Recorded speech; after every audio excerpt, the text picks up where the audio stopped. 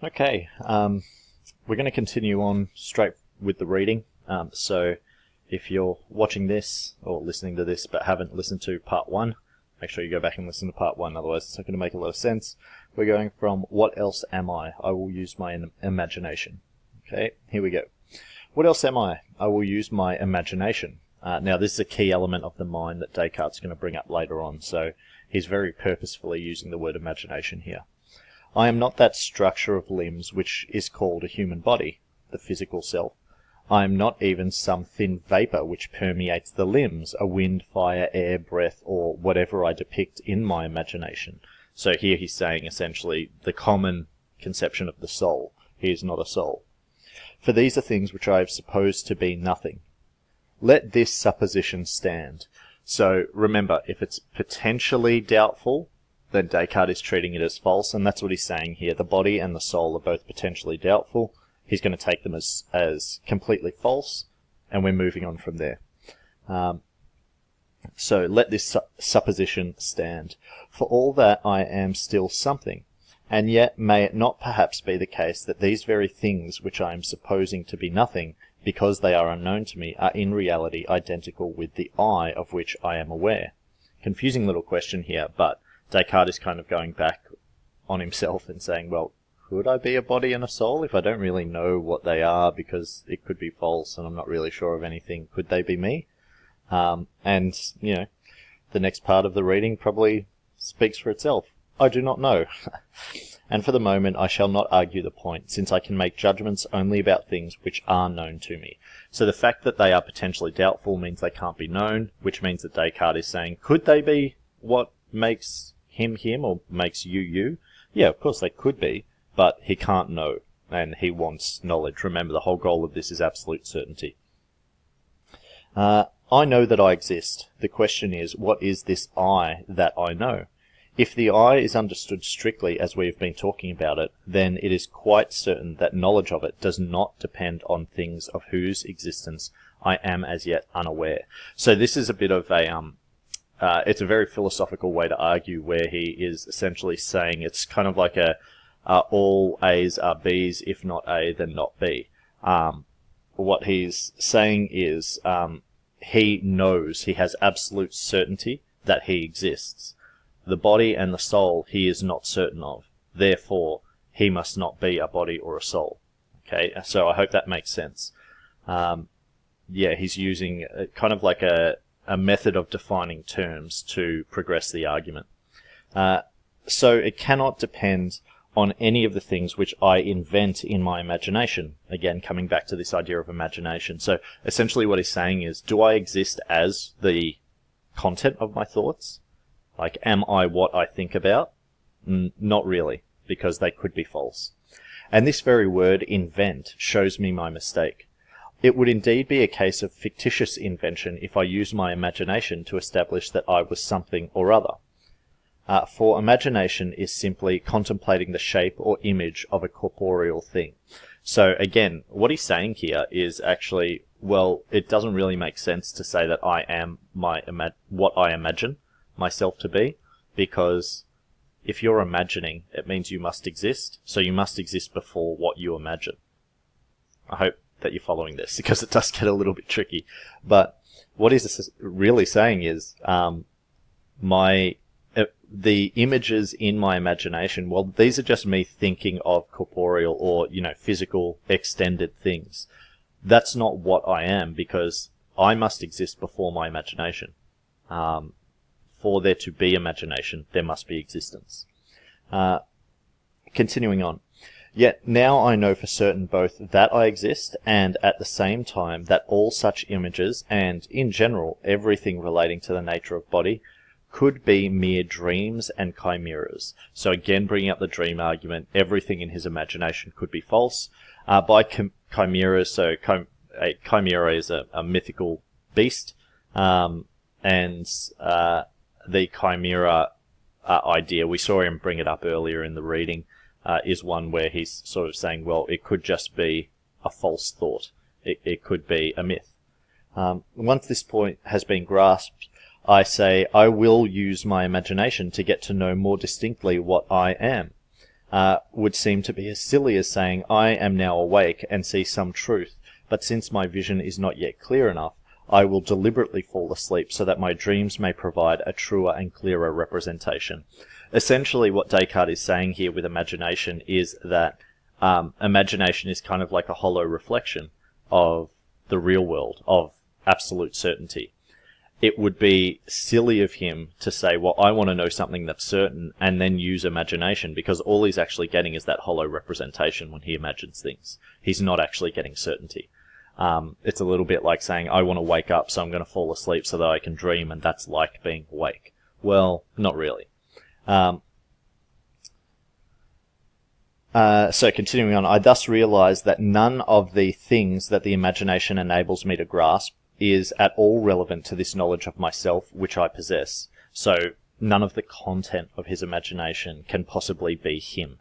And the mind must therefore be more carefully diverted from such things, if it is to perceive its own nature as distinctly as possible.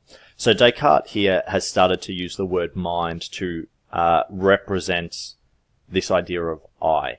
So earlier, we read these sentences, how do I know what this I is that I know? Very confusing. Instead, now he's actually starting to use the word mind as a bit of a place filler for that. So he just wants to know what this mind is. How does this mind exist? How does he know it? But what then am I? A thing that thinks. So again, he's bringing this up. What is that? A thing that doubts, understands, affirms, denies, is willing, is unwilling, and also imagines and has sensory perceptions. So here he lists off the attributes of the mind, and in your textbook later on you'll see that these attributes are listed down again. If you go back in the reading and look at when he was talking about the body, like what is the body, this is a very different thing. And so this idea of the mind being that you're thinking being a thing of doubts, understandings, affirmations, denials, etc., etc. This is now a very different thing, and really what he's doing is defining the mind for us. This is a considerable list if everything on it belongs to me, but does it? And he's going to use this sort of right now. He's going to provide an example for each of these. Is it not one and the same I who is now doubting almost everything, who nonetheless understands some things, who affirms that this one thing is true, denies everything else, desires to know more, is unwilling to be deceived, imagines many things, even involuntary, and is aware of many things which apparently come from the senses? Now that last part, apparently come from the senses. Remember, Descartes has already sort of ruled out sense perception as truth, but this is the act of sense perception.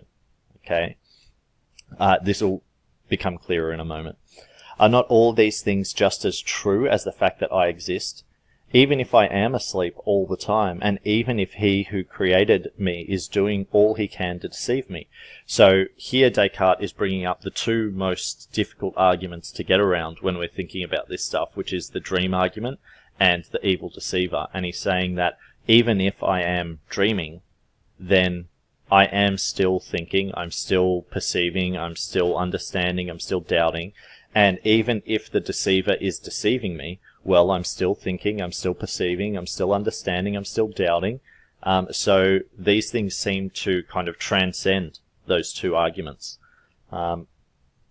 Which of all these activities is distinct from my thinking? So which of them can I leave out? Which of them can be said to be separate from myself? The fact that it is I who am doubting and understanding and willing is so evident that I see no way of making it any clearer. But it is also the case that the I who imagines is the same I. For even if, as I have supposed, none of the objects of my imagination are real, the power of imagination is something which really exists and is part of my thinking. So what he's defining here is the act of imagination, or as he puts it, the power of imagination, as opposed to the content of imagination. This is connected to what we now call the qualia argument. Okay, so the sensation of experience, the power of your imagination. This will be extended on now. Lastly, it is also the same I who has sensory perceptions, or is aware of bodily things, as it were, through the senses. For example, I am now seeing light, hearing a noise, feeling heat. But I am asleep, so all this is false. Yet I certainly, again, bringing up his goal here, certainty, I certainly seem to see, to hear, and to be warmed. This cannot be false. What is called having a sensory perception is strictly just this, and in this restricted sense of the term, it is simply thinking. This is really the qualia argument being outlined. What is it to exist? It is the perception of things. It is your imagination. It is thinking. But it is the sensation of thinking, not what you are thinking about, but the act of thought is what existence is. All right, over the page. From all this, I am beginning to have a rather better understanding of what I am. But it still appears, and I cannot stop thinking this, that the corporeal things of which images are formed in my thought, and which the senses investigate, are known with much more distinctness, or clarity, than this puzzling I, which cannot be pictured in the imagination. So what Descartes' pointing out here is that if I think of my body, I get a very concrete idea of what that is.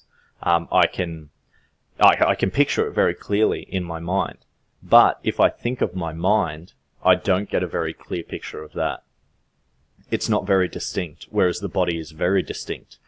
We lean towards taking things that are distinct to be more correct or more true or more certain. Because the mind is not distinct in any way, Descartes is sort of saying, could this really be certainty? And